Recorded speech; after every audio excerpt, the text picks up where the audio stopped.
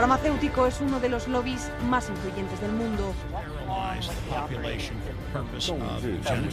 应对挑战，力行力改，破解难题。 Конечно, должны работать кооперативно. Las farmacéuticas tienen demasiado poder. Avecina una gran guerra entre la realidad virtual y la realidad aumentada.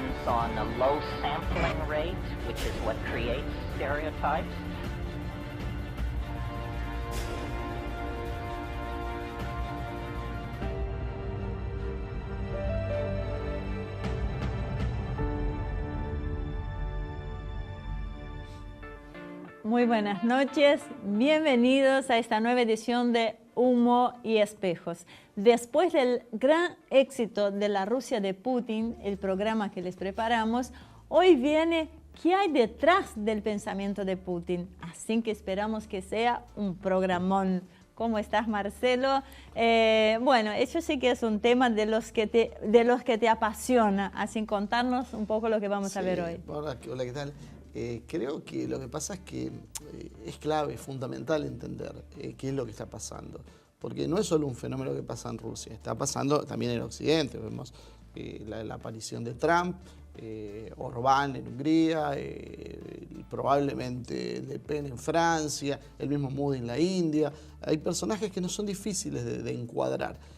Y en el caso de Putin es algo especial por el poder que maneja Putin, por quién es y detrás de Putin hay toda una corriente de pensamiento, que eso es un poco lo que vamos a tratar hoy de ir dilucidando. ¿Qué es lo que significa Putin? O sea, ¿esto es un fenómeno aislado? ¿Mañana se muere Putin y se acabó Rusia y vuelve a ser lo que era? ¿O es algo más lo que hay? ¿Hay una corriente atrás de eso? Bueno, eso es lo que vamos a tratar de ver en el programa de hoy. Bien, y recién llegadito de la ciudad de Córdoba, que vino especialmente para este programa, nuestro columnista estrella, Damián Jakubowicz. Así que, Damián, ¿cómo estás? Gracias por venir especialmente para participar en este programa. Muy lindo el pañuelo ahí que sí, estamos muy contentos. Vamos a tratar de como dice Marcelo, de entrar en la cabeza de Putin y tratar de dilucidar, voy a hacer una expresión con una mala palabra, pero si realmente hoy en día Putin es, como dicen, el puto amo, como dicen los españoles. Bueno, en este programa no se admiten malas palabras. Marcela, arranquemos entonces para decirme quién es Putin. Eso es lo que vamos a ver en todo el programa, es difícil sintetizarlo así, pero yo creo que Putin es alguien que, por buscar una forma de abordarlo, ¿no? Yo creo que es alguien que viene con una idea basada mucho en el pensamiento de un filósofo, politólogo ruso que se llama Alexander Dugin. Este hombre plantea que hay una superación a los esquemas, estoy diciendo muy cortito, muy específico, a lo que es a lo que es el liberalismo. El liberalismo para él tiene dos ramas, una por izquierda y una por derecha. Él plantea que las tres teorías políticas, fascismo, centran en el Estado, el sujeto social, el comunismo, que es en la clase, y el liberalismo en el individuo, en realidad son, como podríamos decir, tres emanaciones de lo mismo. Básicamente hay que reformular algo que sea superador de todo eso. A partir de eso se busca, antes de la etapa moderna, que él considera que esta etapa moderna es liberal y es lo más perjudicial que ha tenido la humanidad y que es su fin último combatirlo. Entonces hay que ir antes para buscar las fuentes que él llama Dasein. El Dasein sería ese ser histórico, nacional, propio, que cada región tiene, cada localidad, para poder combatir ese nacionalismo, recreándolo y soltándolo. Eso es quizá lo que está subyaciendo detrás de lo que está haciendo Putin. Muy bien, voy a tener que cortarte porque no me dejas más espacio. Antes de llevar al informe, muy rapidito, Damián, Putin, ¿izquierda o derecha? No, imposible. Yo creo que justamente lo que demuestra Putin a la par de lo que va demostrando, por ejemplo, el gobierno chino, es que entramos en una nueva era, ya no hay más azules y rojos o lo que quieran poner, y Putin es un claro ejemplo. Depende cómo se lo analice, depende bajo qué matrix se lo analice, uno puede decir que Putin es de derecha y es de izquierda. Por eso el llamado, y este programa me parece que es uno de los pioneros en eso, es empezar a buscar otras maneras, otros paradigmas para poder analizar los sistemas políticos. Muy bien, ahora sí, los invito a ver la primera parte del informe sobre lo que hay detrás del pensamiento de Putin que les preparamos.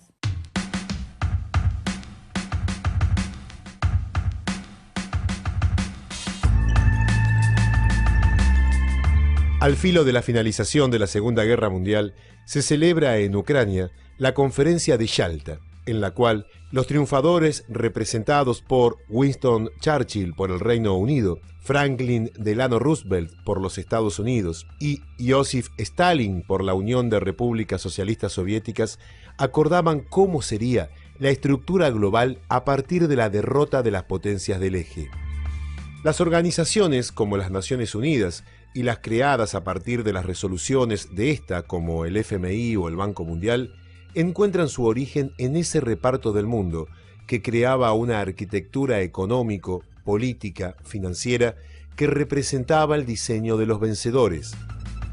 La situación se mantuvo sin variantes significativas hasta que la caída de la Unión de Repúblicas Socialistas Soviéticas produce un cambio geopolítico que deja obsoletas esas estructuras. Se abre entonces un período en el que los Estados Unidos intentan consolidar un dominio unipolar sobre el mundo. Sin embargo, este período de hegemonía comienza a flaquear pocos años después, cuando Putin comienza la reconstrucción de Rusia.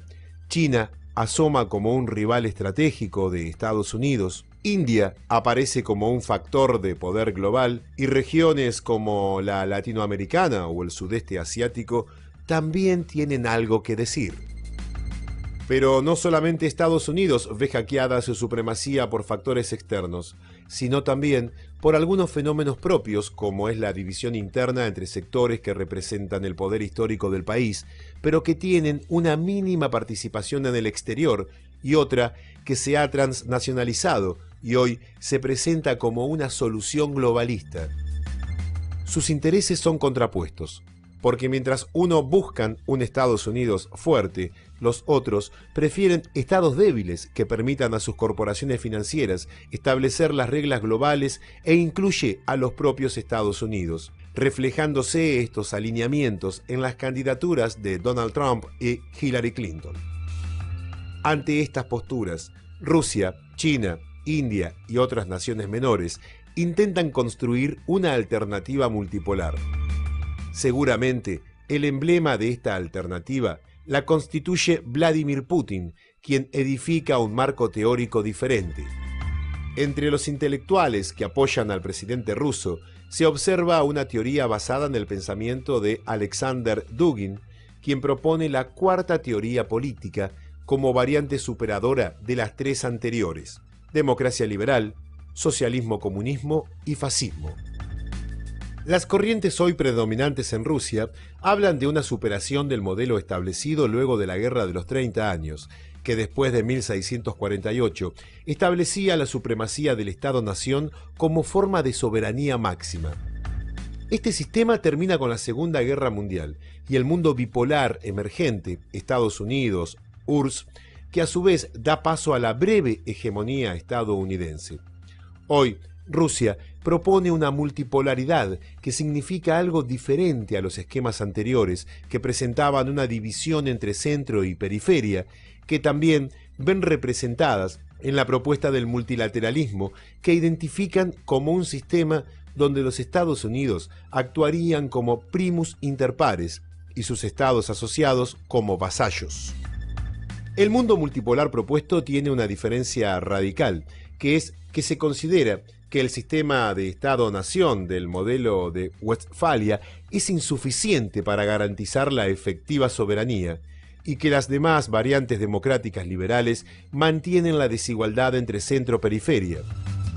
El modelo multipolar significa la aparición como protagonistas áreas o regiones que se agrupan y les permiten a los integrantes tener una cuota de poder y soberanía que no se ven representadas en las demás variables. Putin hoy busca instalar una alternativa al sistema occidental democrático liberal que es mucho más que económica y tiene otras propuestas filosóficas y políticas.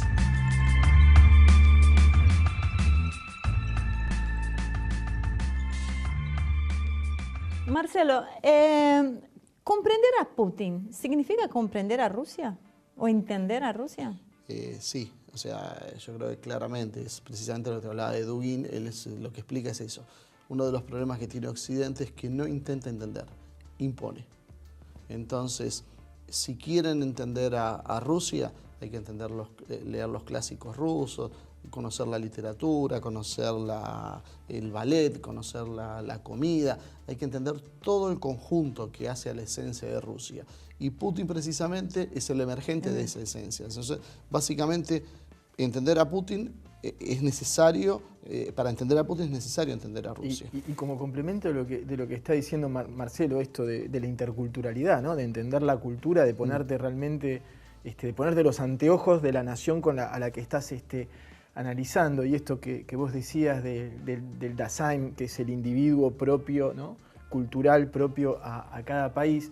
Putin tiene también en sus discursos, que lo viene repitiendo, y coincido con Marcelo que hablamos fuera de cámara, que a partir de su última elección, esto de que cada país, China, India, Occidente, cada país tiene que empezar a construir su propia forma de democracia. Y pone más o menos en jaque esto del universalismo de los derechos humanos, que todo tiene que ser igual para todos, y esto es como un complemento. A partir de ese Dasein, de ese ser propio a cada cultura, a cada país, de ahí empieza a construirse colectivamente un concepto de democracia para cada uno de los países. Entonces eso me parece muy interesante. Y que es importante entenderlo. No hay un Dasein general, no es una esencia humana. Es diferente para China, es diferente para un latinoamericano, es diferente para un eslavo. Yo creo que lo interesante de esta teoría es que es abierta, entonces te permite crecer, a diferencia de lo que hace el liberalismo, que te impone, que era lo que vos decías.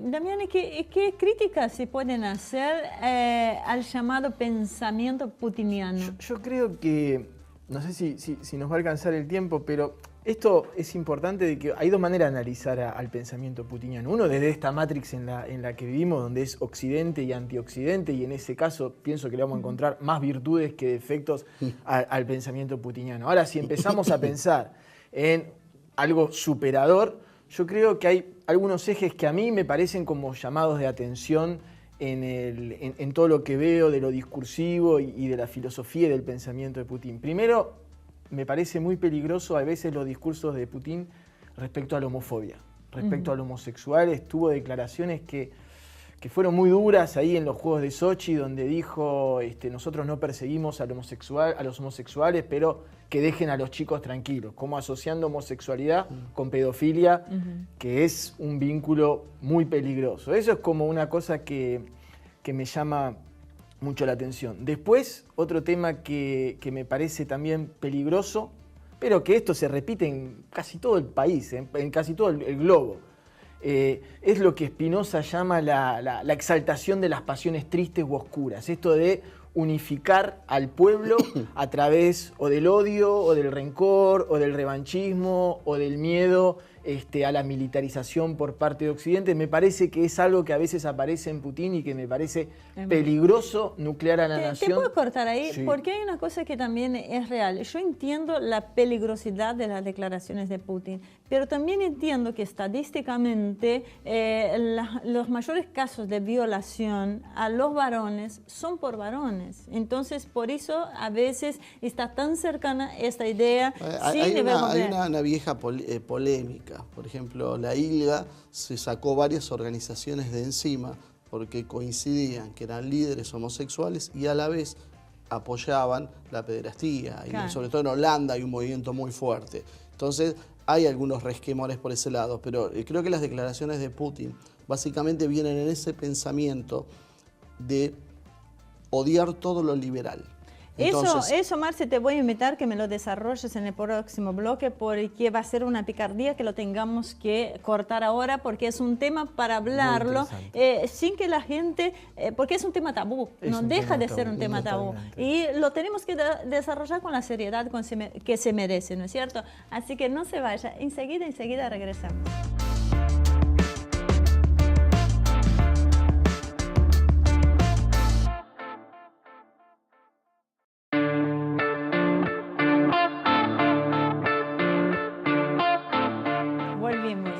lo que hay detrás del pensamiento de Putin. Y con esto también vale las declaraciones que hace, que van siempre con su personalidad, ¿no? Con su personaje, cómo encararlo, porque son muy fuertes. Cada cosa que dicen tiene una connotación. También hay que muy tener en fuerte. cuenta esto que hablábamos también fuera de cámara. Hay que tener en cuenta también la infancia de Putin, porque, como bien decís, al personaje que es Putin, lo hace tanto como a todos. Sí, Nos sí, hace sí. tanto nuestros conocimientos intelectuales que vamos absorbiendo, Con las como vivencias. nuestras vivencias.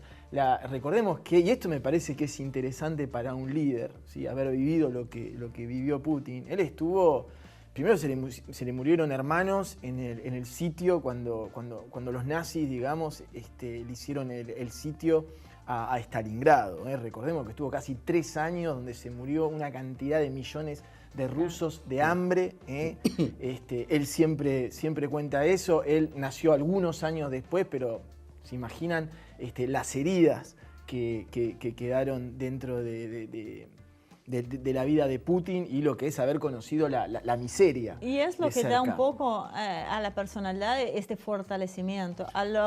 Lo que no mata fortalece, siempre se Sí, dice, ¿no? y encima me parece que está bueno porque a veces uno se queja de que algunos representantes de los gobiernos, que es por ahí lo que más le reprochaban tanto a Trump como a Hillary Clinton, que vivían en una burbuja, que Sí, el sí, contacto con la realidad era -10. Y acá en el caso de Putin, él estuvo realmente, es un tipo que era una familia de clase obrera, que vivió toda esa vida, toda esa miseria, todo lo que dejó la guerra detrás de él. Entonces me parece que eso es muy interesante. Me acuerdo ahí, quizá vos lo sabés mejor. Él en Alemania, cuando viene la caída del muro de Berlín, él estaba a cargo de una estación de la KGB. En Dresde. En Dresde. En Dresde. Bueno, si lo conocés mejor, conta la historia, Hay una porque anécdota, esa muestra la personalidad de quién es Putin. Cuando empieza a derrumbarse el muro de Berlín y toda y empieza, digamos, el proceso de la caída del muro, Putin estaba en un edificio que estaba al lado del servicio de inteligencia de Alemania, la Stasi, no me acuerdo cómo se llama. Stasi. La Stasi. Y él estaba al servicio se complementa por lo menos. de la KGB y empiezan a entrar todos los manifestantes porque querían entrar a los servicios de inteligencia. A los archivos. A los archivos para ver qué era lo que tenía.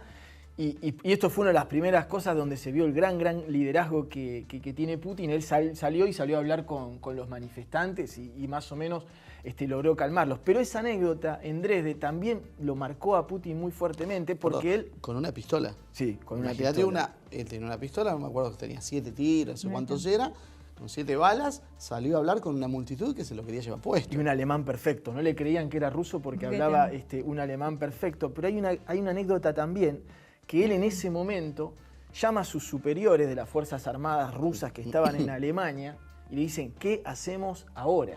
Llamen por favor a Moscú y díganme qué hacemos. Y los de Alemania, los rusos de Alemania, le dicen, Moscú no nos contesta. Oh. Y él a partir de entonces se dio cuenta de que empezaba el principio del fin y dijo que nunca más la Unión Soviética y Rusia podía volver a pasar en que el Estado no dé respuesta a sus subalternos. Muy interesante la Mira anécdota. qué linda anécdota, Sí, que no porque sé si aparte muchos lo él saben. lo que dice es una cosa lógica.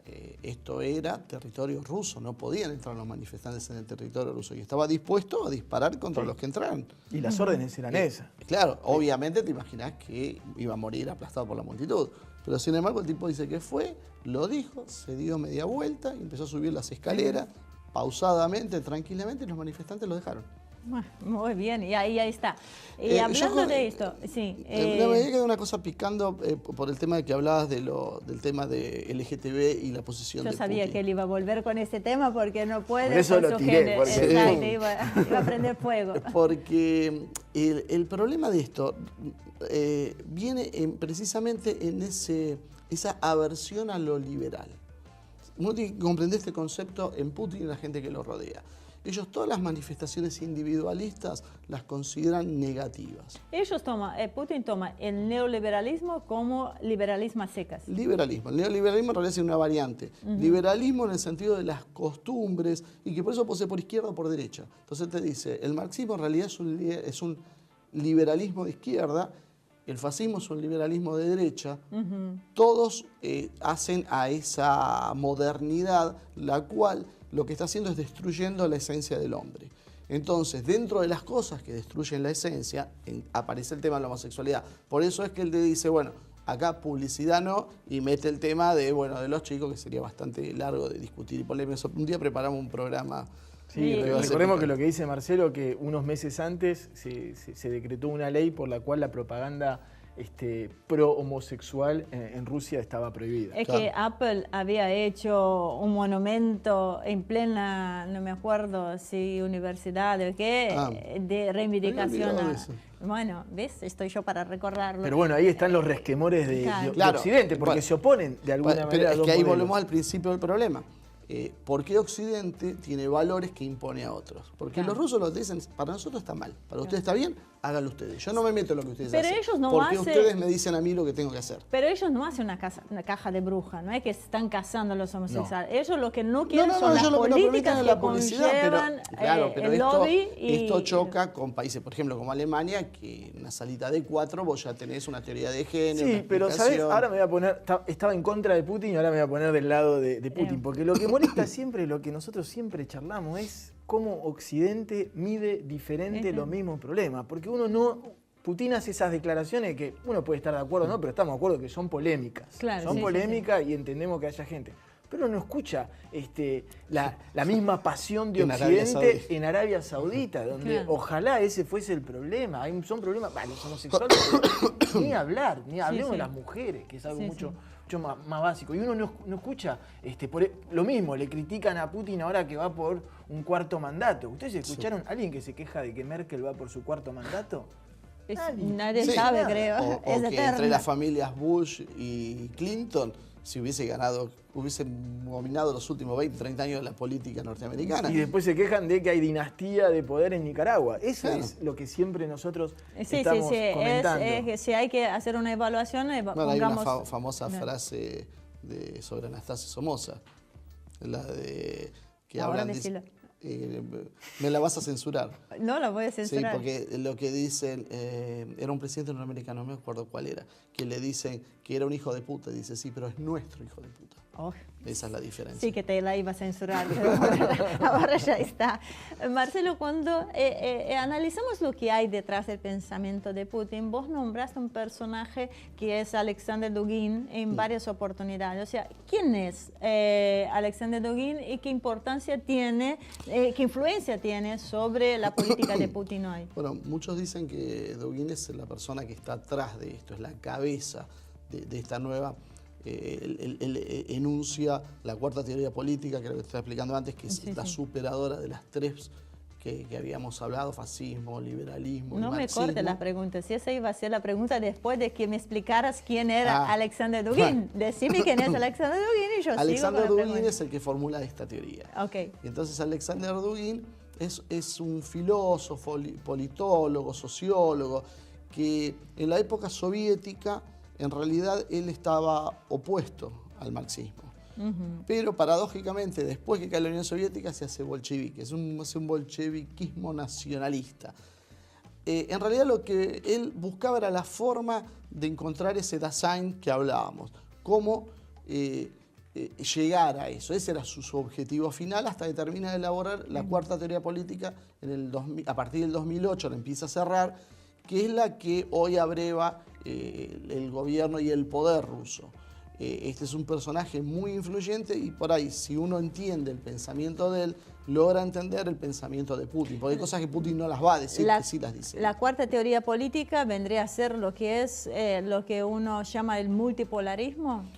Ellos lo que plantean es ecúmenes, lugares, espacios donde se va a desarrollar ese Dasein.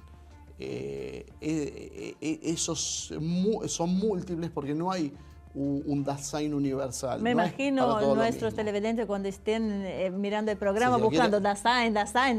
Tienen que buscarlo porque suena súper místico. Sí. Claro, es que lo tenemos que abreviar, esto es muy largo de explicar. Entonces lo que él hace es decir, hay que dejar que florezca ese ser íntimo de cada lugar propio que lo hace la cultura, las tradiciones. Entonces, de ahí es donde viene que revaloriza la religión, en el caso de ellos la ortodoxa. Por eso es el tema con el tema gay, porque lo considera como el Das Man, si no me equivoco, que sería lo opuesto, la destrucción del ser humano. Entonces, esos bloques, esas distintas regiones son las que dan pie a ese mundo multipolar. Y para acompañar lo que dice Marcelo, la mundialización, justamente, una de las cosas que impide es que ese Dasein, ese ser cultural propio, se pueda manifestar porque uno está constantemente bombardeado, lo vivimos con los jóvenes de hoy, con toda la cultura de las grandes marcas norteamericanas. Entonces esto de alguna manera impide que ese Dasein se pueda salir. Es muy místico este programa. Y Trump, sí, pero es que es algo real, porque el tema de la globalización es verdad. Sí, es cierto. Toma algunas cosas locales, pero las bastardea, las saca de contexto, le saca la identidad. Entonces vos estás comiendo comida china, pero en realidad no es que estás entrando a la cultura china. Vos no sos parte de China, vos tenés otra forma de ser. Entonces vos tenés que respetar tus raíces. Sí. Los chinos tienen las suyas. Y entonces Trump está buscando ese Dasein. Porque quizá Trump no debe tener idea. Pero quizás porque él busca, bueno, está bien, volver a Estados Unidos, todopoderoso, industrializado. Algo hay de eso. Yo creo que ahí hay como un... Hay un guía de Putin, alguna... Sí, por eso no sé si es elaborado, pero cuando él te dice volvemos a los valores de la América tradicional, profunda, el obrero, industrial, sí, en realidad está hablando de eso. Yo creo que si uno le pone onda y busca lazos en comunes, no sabemos si, como dice Marcelo, a propósito o causalmente o casualmente, pero sí hay evidentemente pasarelas entre ambos. Y por eso tanta onda con Le Pen. Y Putin, muchos analistas coinciden que Putin ahora está viviendo su auge, su gloria geopolítica, ¿no es cierto? O sea, ¿qué opinas sobre ese tema? Yo creo que sí, que es muy cierto. Si uno hace un poquito de historia y se acuerda el momento en que Putin asume el poder en el 99 como el delfín de Boris Yeltsin, y después, bueno, el delfín se comió a su maestro, digamos, porque lo superó ampliamente. Suena alguna historia en sí, este país conocida. Sí, como Néstor Kirchner y Eduardo Duhalde. Es cierto que Putin agarra una Rusia totalmente desmembrada, totalmente por el piso, totalmente caída, donde ya se la consideraba una expotencia, que no se la iba a consultar para los temas importantes. Él toma esta Rusia y la verdad que si uno tenía que apostar al caballo de Putin en esa época, uno no le ponía muchas fichas. Y uno mira el panorama hoy y el panorama de Putin es impresionante. La velocidad con que lo hizo. La velocidad y pese a tener una de las peores crisis económicas que hay. Nadie habla de la crisis económica de Rusia. Todo el mundo habla de la era Putin. Sí. Fíjense, Putin ahora imprescindible en la lucha contra el Estado Islámico. En Medio Oriente nada se puede... Contra el Daesh. Contra Daesh. Vos, exactamente. Damián. Después entramos en problemas con la querida comunidad musulmana que tanto queremos. Exactamente. En Medio Oriente, actor fundamental. Todos los líderes. Uno podrá ver, bueno, qué líderes, pero buenas relaciones con Israel, buenas relaciones con Palestina. Súper querido por Marine Le Pen, que tiene grandes posibilidades de ser presidenciable ahora en Francia. En Francia, la semana pasada, la interna de la centroderecha la ganó el candidato prorruso, François Fillon. Moldavia tuvo elecciones en noviembre, ganó el presidente prorruso. Bulgaria tuvo elecciones también ganó prorruso. Orbán en Hungría, como vos dijiste, canta las alabanzas de Putin. Trump, ya lo vivimos, lo discutimos en un montón de programas. Bashar al-Assad le debe su vida a Putin. Putin está, me parece, y consiguió en su hora que después de gloria. de 1000 años las dos iglesias, la ortodoxa y la eso católica. sí que fue algo muy, muy importante. No, Irán. Hay que decir que Irán también le debe la vida a Putin. Lo cual, cuando empezamos a sumar todo lo que juntó, es impresionante. Tiene linda banda, como dice. Bueno, todos van a tener que perdonarte por esta bronquitis que tenés hace 2 semanas, que nos estás volviendo locos con la tos, pero bueno, seguiremos en el próximo bloque charlando. Así que no se vayan, enseguida volvemos.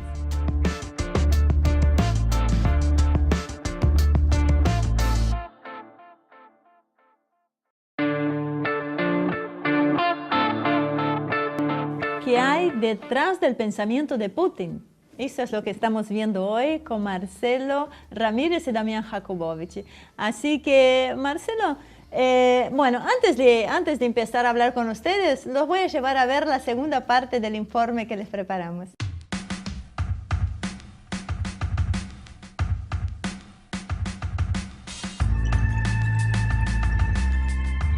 La política que está detrás del tono en Rusia cree que estamos entrando en una fase apolar, una etapa en la que el liderazgo de Estados Unidos caerá inevitablemente, pero no será reemplazado por otras naciones, porque ninguna es lo suficientemente fuerte.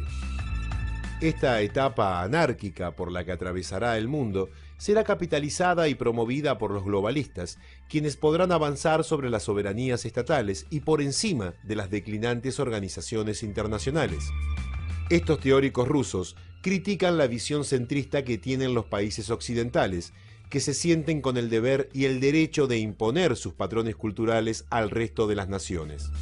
Estas ideas las identifican como surgidas a partir del positivismo que nutrió la cultura occidental y relativizan la fe ciega en el progreso y en las fuerzas de la evolución. Reconocen, a pesar de sus diferencias, al marxismo histórico como peligroso para el sistema, pero no así a las corrientes actuales que califican como neomarxistas y que equiparan al neoliberalismo, conteniendo por izquierda y derecha al propio sistema. Las razones por las cuales establecen que el neomarxismo es una parte del mismo sistema que creen combatir se basan en que han abandonado a un plano teórico cada vez más lejano a la lucha clásica por la propiedad de los medios de producción y canalizan la rebeldía a través de la creación de ideas fetiche como liberar, igualar, democratizar o desigualdad, con contenidos psicológicos más que prácticos. Esta válvula de escape, que alivia la presión sobre el sistema capitalista liberal, se forma a partir de un discurso hueco, contradictorio, sentimental y vulgar, propio de un hombre entendido como sujeto individual y no colectivo. Estas ideas son compartidas, según indican los pensadores rusos, con los neoliberales, quienes imponen la agenda y los financian con organizaciones como la Open Society de Soros, las fundaciones Gates, Rockefeller, Rothschild y las grandes corporaciones como Microsoft, Google, Apple, Citibank, entre otras. A partir de allí, edifican una serie de ideologías de moda como las del género LGTB, veganismo, feminismo radical, New Age, entre las más conocidas, para dividir y distraer. También los teóricos expresan que el neomarxismo y otras ideologías similares por izquierda se transforman en una estructura para reeducar a las clases bajas y medias, pero no así a las élites, bajo las consignas fijadas por el capital financiero que necesita a un hombre global, despojado de tradiciones e identidades, que los identifiquen como parte de un pueblo histórico y se represente a sí mismo como un hombre global, con lo que llaman mentalidad moderna, que por sí misma, por ser moderna, se reconoce como positiva. De esa manera, el hombre moderno, despojado de identidad histórica, de valores tradicionales, de religión, se transforma en un ser hedonista y relativista, dando nacimiento a un ser débil tanto física como psíquicamente, convirtiéndose en un enfermo crónico y dependiente, que es por sobre todo una presa fácil para ser manipulado, diciéndole cómo debe amar, comer, vestirse, sentir y, en definitiva, vivir. La fijación de estas ideas se realiza mediante campañas donde Hollywood, como símbolo a través de múltiples fuentes, donde la construcción de un lenguaje que refleje los nuevos patrones culturales resulta indispensable. El choque entre Occidente y Rusia es profundo. Putin comienza a encontrar aliados en su propuesta. Aquellos que se sienten en peligro o a disgusto con el sistema capitalista liberal lo ven como una esperanza para torcer el destino.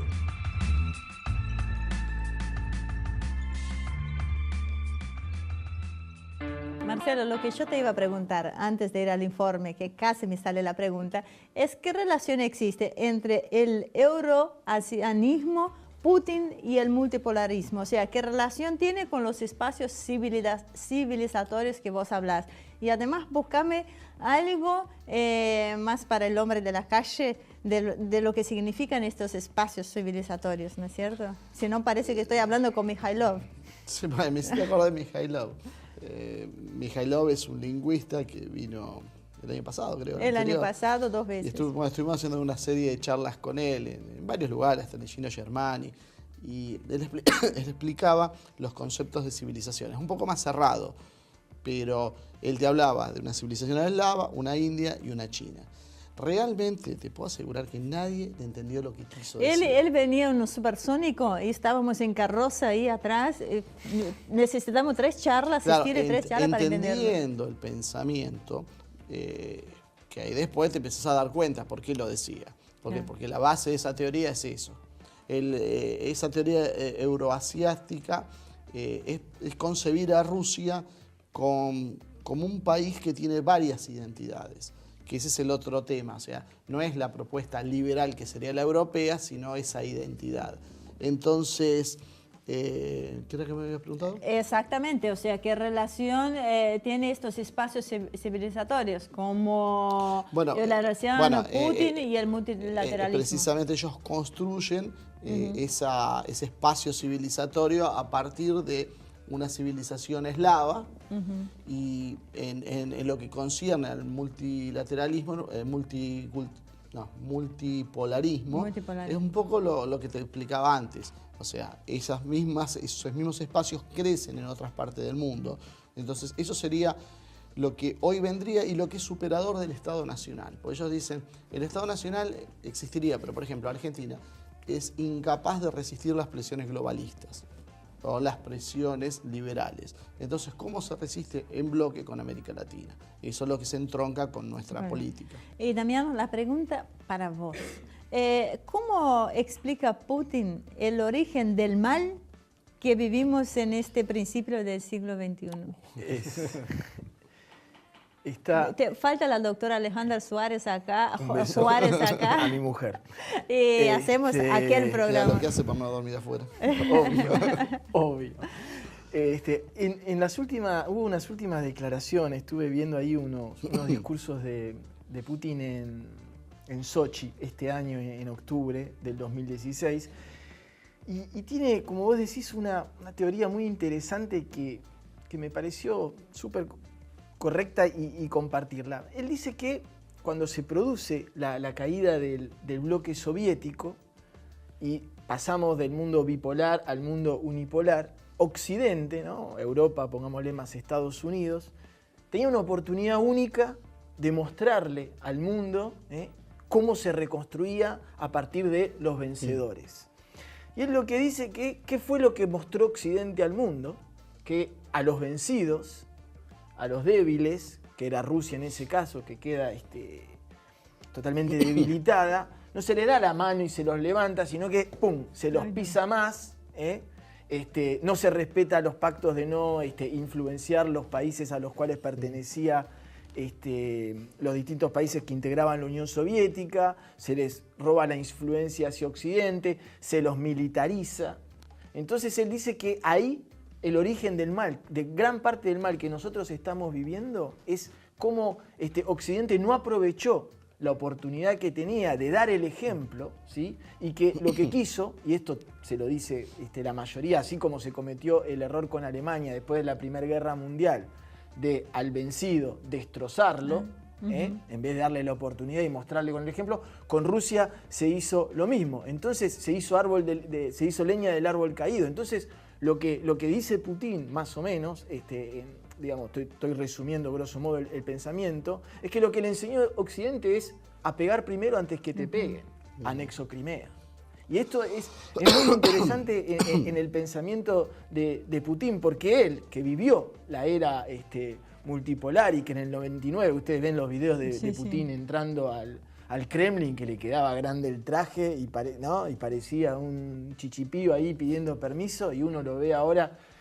Es que es como dice Marcelo, hubo un proceso en el medio en donde Rusia y Putin dejaron simultáneamente de ser el invitadito ahí que tenía que pedir permiso, y ahora es como que todo el mundo se fue abre agrandando, no solo físicamente, sino como que su energía, o sea, llega la energía y después llega Putin atrás, digamos. Yo creo que hoy en día debe haber pocos personajes que hoy en día reúnan todo esto que venimos diciendo a nivel de liderazgo. Por más que la gente, como decíamos cuando hablábamos de Chávez en América Latina, por más que la gente puede estar a favor, puede estar en contra, sobran argumentos de los dos lados, pero es indiscutible el liderazgo. Si hoy hay un hombre político en el mundo, hoy me parece que es Putin. Mira, para ver también el pensamiento sobre el mal, y volviendo al tema de Dugin, considerando que es un tipo que tiene influencia sobre Putin, Dugin plantea que estamos viviendo en un mundo luciferino. Es decir, ¿cómo una cosa tan mística? Porque el tipo, lo que él dice es, Lucifer era el ángel más bello de la creación, y por una actitud egoísta e individual se levanta contra Dios y lo desafía. Eso es lo que está construyendo Occidente. Ese individualismo, ese egoísmo y ese desafío a Dios. Claro. Entonces ahí es donde empiezan, volvemos al tema que decía antes de las conexiones con las conductas liberales. ¿Por qué ellos lo ven tan mal? Porque eso es diferente. Entonces él lo plantea en términos políticos. Dice, no es que sea el gobierno del anticristo en términos teológicos, pero sí en términos políticos. Es todo lo opuesto a lo que debería hacer el cristianismo. Claro, y en ese momento, después de la caída del bloque, Occidente, que tenía todo el aparato para hacer lo que quería, en vez de construir una economía y una mundialización... Una economía con el centro del hombre. Sí, con una economía con el centro del hombre y una mundialización para todos, ¿sí? Y para todas, ya que estamos, lo que hizo, ¿sí?, fue hacer una economía y una mundialización a imagen de lo que necesitaba Occidente. Entonces él dice, ahí está uno de los grandes orígenes del mal. Ahora que no nos vengan a decir que nosotros venimos con ánimo de revancha, porque cuando ellos tuvieron la oportunidad de mostrar el ejemplo, qué se hace con los vencidos, lo único que le dijeron es esto, la lección es esta, pegá antes que te peguen. Por eso yo siempre digo que, ojo, con Putin y con Rusia no hay un problema en Occidente liviano, no es un problema solo de control de espacios territoriales, de moneda o de negocio. Claro, no es un tema económico. No, pero además hay algo mucho más profundo que es esto, es esta sensación de que Occidente es el mal. Es el mal porque la economía está para servir a la propia economía, no está para que la humanidad pueda vivir mejor, para vivir en otras condiciones. No pones la economía al servicio del hombre, sino el hombre al servicio de la economía. Eso es lo que hace Occidente. Entonces, eso es lo que hay que combatir desde el punto de vista de Putin. Así que los que creen que esto se termina porque es un tema de negocios y que van a arreglar, creo que no están viendo lo que hay detrás de esto. Hay realmente un choque profundo de culturas, y los rusos lo dicen claramente, nosotros no vamos a aceptar que nos pasen por arriba. O sea, Occidente no puede venir a imponernos sus valores a nosotros. Sí, y otra cosa que es que me hicieron callar. O sea, imagínate cómo se dan las circunstancias de este programa hecho acá, este mismo programa realizado en Córdoba, a los pies de una montaña, deliramos más o menos. Pero tiene fuentes. Todo lo que han dicho pueden averiguar que tiene fuentes. Que pregunten en el Facebook de Asia TV, que nosotros contestamos. Yo creo que una cosa también que favorece mucho también este auge geopolítico que vive Putin, es que esto que decía Marcelo, Rusia es gigante. Rusia no es que Rusia no reconoce que no tiene nada europeo, no es que a Rusia no le interesan las relaciones con Europa, pero también Rusia es Asia. Y yo creo que el Brexit, que esto no lo charlamos, la salida del delfín de Estados Unidos en Europa, tal vez abre una nueva posibilidad de acercamiento entre Europa y Rusia. Lo que sí va a tener que pasar es que Occidente va a tener que salir de este narcisismo de la historia la hacemos nosotros. Claro. Nosotros la hacemos, nosotros decimos qué está bien y qué está mal, y ustedes hacen lo que nosotros queremos. El problema es qué va a pasar con Trump. Si Trump va a ser capaz de hacer la mitad de lo que dijo. Olvidémonos de las anécdotas, el tema de los inmigrantes, hablamos de los temas profundos, salir de la OTAN, salir de los pactos como ya anunció, eso parecería que lo va a hacer. Pero después hay otros pasos que yo no estoy tan seguro si va a poder. Vamos a ver cuando arme el gabinete, si realmente, ya tiró una señal que es media preocupante, porque él había dicho que iba a enjuiciar a Hillary y ahora salió a decir que no. Según las malas lenguas, Chelsea Clinton negoció con Ivanka, creo que negociaron eso. Bueno, vamos a tener que dejar acá el programa, la verdad. Ya estamos en tiempo. No, ya estamos pasados de tiempo. ¿Cuándo no estamos pasados de tiempo en este programa? Así que, Damián, un gustazo verte acá nuevamente. Bueno, ojalá pronto nos podamos encontrar. Y Marcelo, bueno, siempre es muy grata tu compañía las 24 horas del día. Dentro del programa aún más, porque me siento muy a gusto hablando con ustedes y bueno, y pudiendo desarrollar ese tema que no hay espacios en otro lado. Así que nos vemos pronto. A vos te veo la semana que viene. Y a ustedes, muchísimas gracias por acompañarnos. Esperamos que les haya gustado, pero esperemos que compartan con sus amigos si les gustaron este programa. Así que nos vemos la semana que viene con más una edición de Humo y Espejos.